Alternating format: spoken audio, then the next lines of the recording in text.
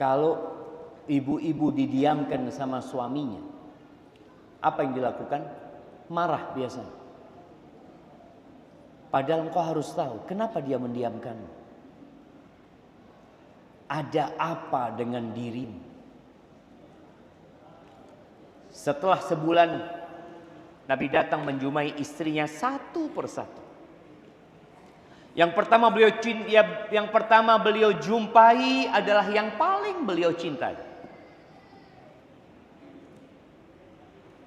Beliau mengatakan, ya Aisyah, engkau coba musyawarah dengan orang tua. Engkau mau bersamaku atau selamat tinggal? Cukup di sini rumah tangga kita. Bayangkan. Kita sering membaca bagaimana lemah lembutnya Rasulullah SAW. Kita sering mendengar bagaimana cintanya Nabi kepada istri-istrinya. Bagaimana penghargaan beliau. Bagaimana perhatian beliau. Dan tatkala beliau mendiamkan istri-istrinya, itu salah satu bentuk perhatian beliau kepada istri-istri. Lalu beliau membacakan firman Allah di surat Al-Ahzab ayat 28 dan 29. Allah mengatakan, ya ayyuhan nabi, wahai nabi, qul li azwajika, wahai nabi, katakan kepada istri-istrimu. Apa? In kuntunna turidnal hayatad dunya wa zinataha fata'alaina umatti'kunna wa usarrihkunna sarahan jamila.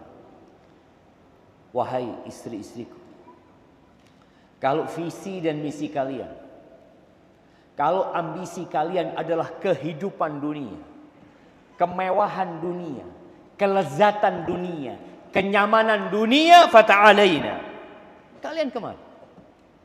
Umatti'kunna, aku kasih mut'ah buat kalian, aku kasih harta buat kalian. Nabi akan adakan itu harta, akan diberikan kepada istri-istrinya. Setelah itu apa? Wa usarrihkunna sarahan jamil.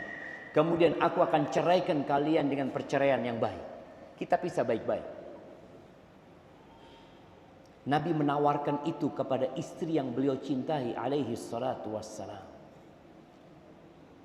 Dan itu salah satu bentuk cinta kepada Allah Azza wa Jalla.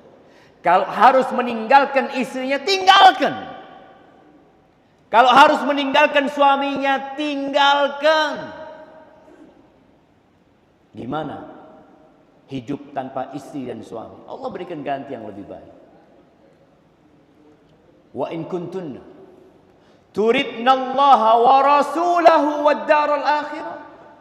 Kalau yang kalian inginkan, kalau ambisi kalian adalah Allah, yang dicari keridhaan Allah, yang dicari bagaimana mengikuti Rasulullah sallallahu alaihi wasallam, wad daral akhirah, dan kehidupan akhirat, fa innallaha a'adda lil muhsinati minkunna ajran azim. Sesungguhnya Allah Jalla Jalaluh menyediakan buat orang-orang yang berbuat baik di antara kalian pahala yang besar. Wallahi jemaah, kalau kita bicara pahala yang besar mungkin enggak kebayang kita. Kata Nabi SAW, mad dunya fil akhir. Kira-kira kalau ibu-ibu suaminya orang paling kaya se-Surabaya, se-Indonesia, sedunia.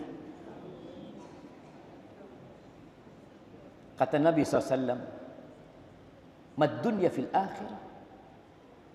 Dunia ini, kalau suaminya ibu punya seluruh isi dunia, dibandingkan dengan akhirat, hanya seperti seorang dari kalian memasukkan jari telunjuknya atau jarinya ke lautan, kemudian dia lihat ada berapa tetes air yang menempel di jarinya. Itu dunia.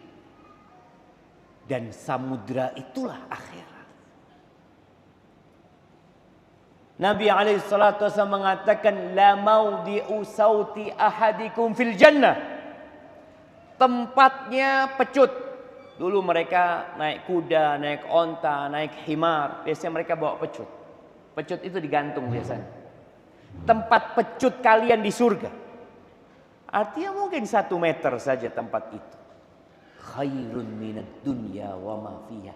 Lebih baik daripada dunia dan isinya. Maka Nabi SAW mendiamkan istrinya selama 1 bulan supaya mereka mikir, engkau mau cari apa dalam kehidupan ini? Dan semua yang punya dunia akan meninggal dunia. Artinya yang dia miliki, yang dia kumpulkan, yang dia tabung ditinggal. Di surah Ali Imran ayat 185.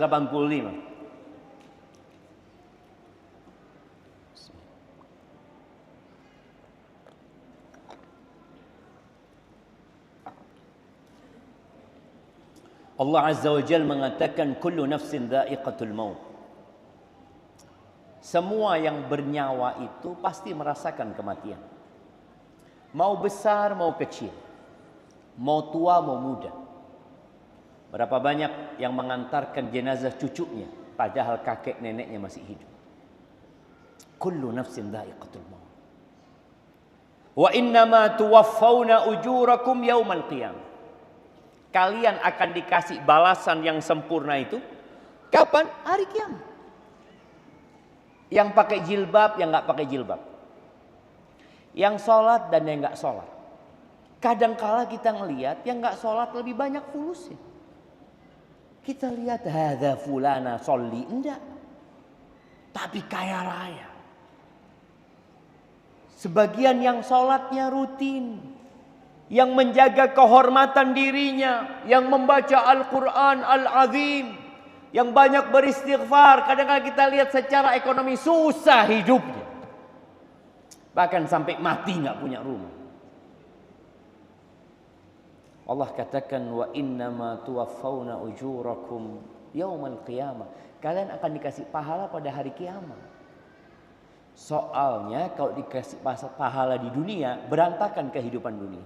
Ibu-ibu milih mana? Setiap sholat dapat fulus 100.000. Atau setiap sholat dapat gas LPG 3 kilo. Milih mana? Fulus apa gas LPG?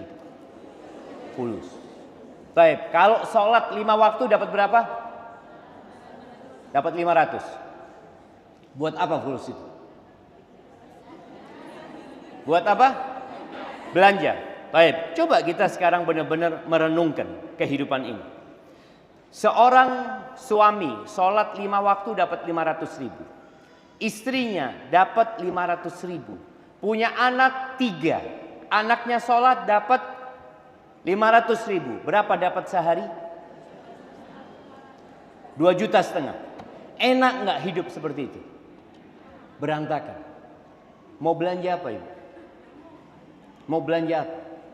Nggak ada supermarket yang buka. Nggak ada warung yang buka. Karena kalau mereka berpikir, aku buka warung itu cari duit. Kalau aku sudah dapat fulus, ada apa? Aku buka warung. Naik mobil, berangkat ke SPBU. Nggak ada yang jualan di SPBU. Loh, kenapa aku mau beli, aku bayar. Seliter 100.000. Kata dia, nggak perlu, ana sholli 2 rakaat dapat sudah. Makanya Allah nggak kasih pahala itu di dunia. Soalnya kalau dikasih di dunia, ini darul amal. Kehidupan ini harus berjalan. Orang harus bekerja. Jadi untuk cari maisha, orang harus kerja. Maka Allah nggak kasih orang berangkat haji, pulang haji bawa fulus banyak. Enggak, yang ada berangkat haji fulusnya habis. Nah, dia kerja lagi, Allah kasih rezeki lagi.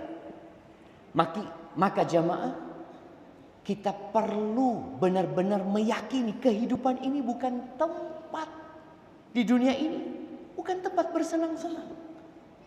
Maka di dunia ini ada rumah sakit, di surga nggak ada rumah sakit.